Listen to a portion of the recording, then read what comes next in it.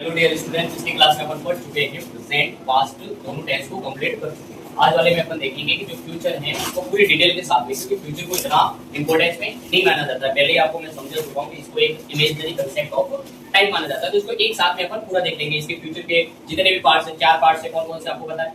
Future indefinite हो गया, future continue हो गया, परफेक्ट हो गया एंड परफेक्ट कंटिन्यू हो गया। तो इनको सबको एक साथ में अपन हेल्पिंग के साथ में देख लेते हैं। तो आज जो ही अपना जो टॉपिक चल रहा था वो आज कंप्लीट हो जाएगा टेंस का पूरा। फिर इसके बाद अपन करेंगे वॉइस वगैरह स्टार्ट और स्पीच वगैरह। तो फर्स्ट इसका जो फ्यूचर का रहता है पार्ट, उसको क्या बोलते हैं? Future indefinite. अब जो फ्यूचर इंडेफिनिट है, मेन चीज है इसके अंदर समझना अपन को कि इसकी हेल्पिंग वर्ब क्या रहती है, कहाँ यूज किया जाता है। अब आपको पता है फ्यूचर का मतलब क्या होता है? आने वाला समय। आने वाला समय होगा ना, उसको बोलेंगे अपन फ्यूचर, जिसके बारे में सिर्फ आप क्या कर सकते हो? इमेजिनेशन कर सकते हो। लेकिन रियल में क्या होने वाला है वो तो फ्यूचर तय करेगा ना, तो उसको इमेजिनेशन टेंस भी बोला जाता है, ठीक है, जिसके बारे में सिर्फ अपन इमेजिनेशन कर सकते हैं। अब इसकी हेल्पिंग क्या रहेगी कि इसमें अगर फ्यूचर के अंदर ज्यादा लॉन्ग टर्म का आपको सोचना है, जैसे कि मानो कि आपकी नेक्स्ट क्लास होगी, कौन सी क्लास होगी? 7th class. फिर 7th क्लास में आप जाओगे तो वो सिर्फ इमेजिनेशन कर लो, तो वहां जाके भी अपन को पढ़ना पड़ेगा वो सब।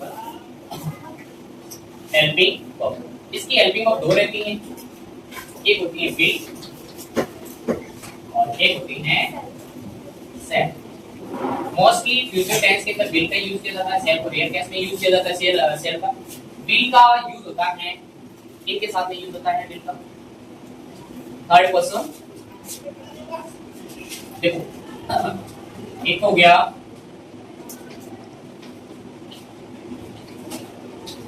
थर्ड पर्सन सिंगुलर और प्लूरल सब्जेक्ट। और सेल का यूज किया जाता है थर्ड पर्सन सिंगुलर, और इसका किया जाता है first person plus second person. क्या सेकंड पर्सन में इसका यूज किया जाता है? सेल का यूज किया जाता है सेकंड पर्सन में, आपने पढ़ा होगा ना पहले कहीं, देखो। तो इसके अंदर दो हेल्पिंग वर्ब रहती है, और विल का यूज मोस्टली विल का ही यूज किया जाता है। तो जो सेकंड पर्सन में कौन आता है? यू। तो यू के साथ क्या करेंगे? यू सेल यूज करोगे या विल यूज करोगे? You will go to second person में सेल का यूज नहीं किया जाता है। सेकंड पर्सन में किसका यूज किया जाता है? विल का। तो सेकंड पर्सन में किस में आ जाएगा? इसमें। इसके अंदर तो सिर्फ क्या आएगा? आई और वी फर्स्ट पर्सन के साथ ही इसका यूज किया जाता है। बात करते हैं इसकी मेन वर्ब की। इसके अंदर मेन वर्ब जो रहती है वो वर्ब की कौन सी फॉर्म रहेगी? फर्स्ट फॉर्म रहेगी। वर्ब की कौन सी फॉर्म रहेगी? First form. अब इसका अफर्मेटिव से आप बना सकते हो। अफर्मेटिव कैसे बनाओगे? वही आपको मैंने जो जितने भी फॉर्मेट आपको पहले लिखवा दिए ना, सब्जेक्ट आएगा, फिर हेल्पिंग वर्ब आएगी, फिर वर्ब की फर्स्ट फॉर्म आएगी, उसके बाद ऑब्जेक्ट आएगा और कोई एडवर्ब देती हो। अब इसके अंदर एडवर्ब वगैरह क्या होगी? टुमारो हो गया, ठीक है, जो भी नेक्स्ट वीक हो गया, नेक्स्ट डे हो गया। तो ये नेक्स्ट डे वगैरह ये किसमें आने? नेक्स्ट डे में अगला दिन, मतलब आने वाला, ठीक है।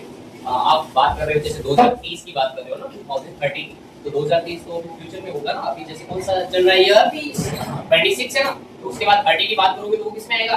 फ्यूचर में आएगा, ठीक है। मैं वो करूंगा, वो जो भी है एटसेट्रा ना। तो ये हो गया अपना फ्यूचर इंडेफिनिट। अब अपन इसका देखेंगे कंटिन्यू। कंटिन्यू में क्या होगा? इनके साथ में बीच में कंटिन्यू। अब कंटिन्यू के अंदर हेल्पिंग वर्ब क्या रहती है? आपको दिखाना है। फ्यूचर कंटिन्यूअस की जो हेल्पिंग वर्ब रहेगी वो सिर्फ एक तो रहेगी विल में, और एक रहेगी इसकी सेल। इन दोनों की हेल्पिंग वर्ब रहेगी। और आपको पहले मैंने बता दिया है कि जहां पे कंटिन्यू आता है तो उसके अंदर हमेशा वर्ब की कौन सी फॉर्म यूज होती है? आईएनजी फॉर्म यूज होती है। इसकी मेन वर्ब क्या हो जाएगी?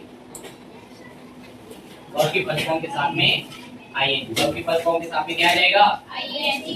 आईएनजी आ जाएगा। और फर्स्ट पर्सन हो गया, इसके अंदर सबसे क्या होना चाहिए? फर्स्ट पर्सन होना चाहिए। और बहुत सारी कंडीशन के अंदर आई के साथ में भी विल का ही यूज करते हैं। फ्यूचर के अंदर मोस्टली अगर आपका स्पीकिंग जो आप इंग्लिश को यूज करोगे स्पीकिंग वे के अंदर, देन आप मोस्टली किसका यूज करोगे? विल का ही करोगे, ठीक है।